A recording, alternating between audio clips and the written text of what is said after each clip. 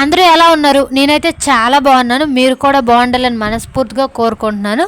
ఈరోజు వీడియో వచ్చేసి చిన్నపిల్లలు ఉండేవాళ్ళు ఎవరు ఈ వీడియో మిస్ అవ్వకండి. ఎందుకంటే మనం అంగన్వాడీలో వేస్తారు కదా మల్టీగ్రెయిన్ పిండి, దాంతో కాజాలు తయారు చేస్తున్నాను.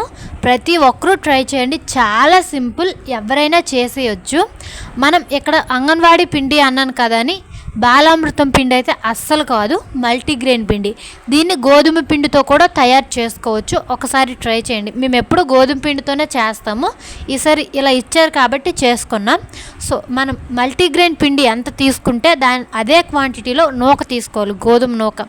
ఇక్కడ మేము కేజీ మల్టీగ్రెయిన్ పిండి తీసుకున్నాం కాబట్టి కేజీ గోధుమ నూక అయితే తీసుకుంటున్నాము.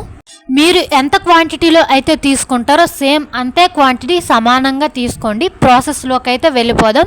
ముందుగా ఒక పెద్ద పళ్ళెం తీసుకోవాలి. అందులో మనం కేజీ పిండికి కేజీ గోధుమ నూక యాడ్ చేసాం. అందులో కొంచెం సాల్ట్, కొంచెం ఆయిల్ వేసి నీట్గా కలుపుకొని వాటర్ యాడ్ చేస్తూ చపాతీ ముద్దలా తయారు చేసుకోవాలి. దాన్ని అలా తయారు చేసుకున్న దాన్ని 10-15 నిమిషాల పాటు పక్కన పెట్టి తీసి చూస్తే చాలా మెత్తగా తయారవుతుంది. దాన్నే చపాతీ ముద్దలా తయారు చేసుకోవాలి. చిన్న చిన్న ఉండలు చేసుకోండి, పెద్ద వద్దు. ఎందుకంటే ఫస్ట్ టైం చేసుకుంటే పెద్దవనుకోండి లోపల ఉడకదు, తినడానికి బాగోదు. చిన్నవి చేసుకుంటే అవి నీట్గా మనం చేసుకుంటాం కాబట్టి చిన్నగా బాగుంటాయి.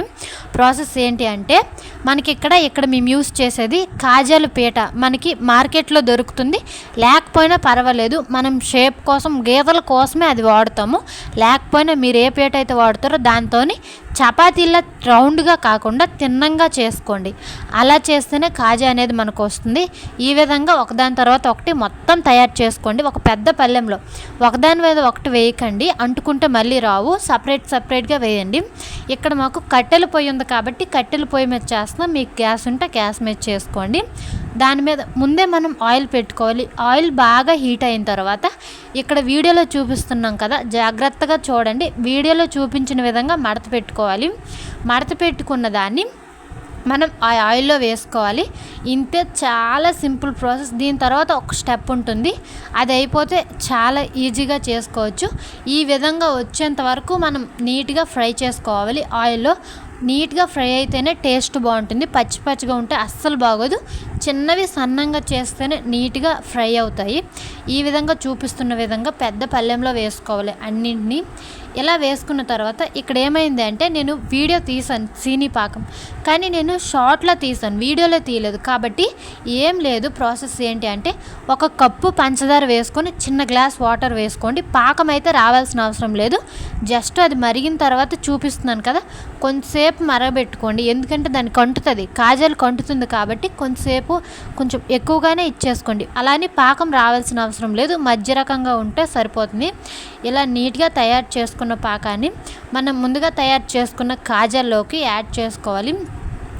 ఇంతేనండి, చాలా సింపుల్. చూసారా, ఇక్కడ ఎక్కువసేపే చేస్తున్నాం ఎందుకంటే మరీ పలుచుగా ఉన్నా సరే అంటుకోదు కాజాలకి.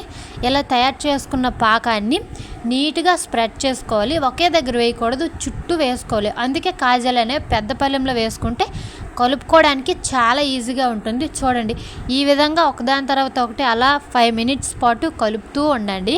కలిపిన తర్వాత ఆరితే టేస్ట్ అయితే చాలా బాగుంటుంది. ఆరిన తర్వాత డిఫరెంట్గా కనిపిస్తాయి, వీడియో చూస్తారు కదా. ఈ విధంగా నీట్గా కలుపుకొని ఒక అరగంట పాటు పక్కన పెట్టేస్తే మనకి అంగన్వాడీ పిండితో కాజాలు అనేవి తయారైపోతాయి. నేను ఇక్కడ ఇంకొక రెసిపీ కూడా చూపిస్తున్నాను, బాలామృతం పిండితో పాలకాయలు. ఇవి నేను షార్ట్ పెట్టాను, ఎవరికైనా ఇంట్రెస్ట్ ఉంటే మన వీడియోస్లోకి వెళ్ళి షార్ట్ చూడండి. చాలా సింపుల్గా చెప్పాను. ఇంతే. వీడియో నచ్చితే లైక్ చేసి ఛానల్ని సబ్స్క్రైబ్ చేసుకోండి. Thank you for watching.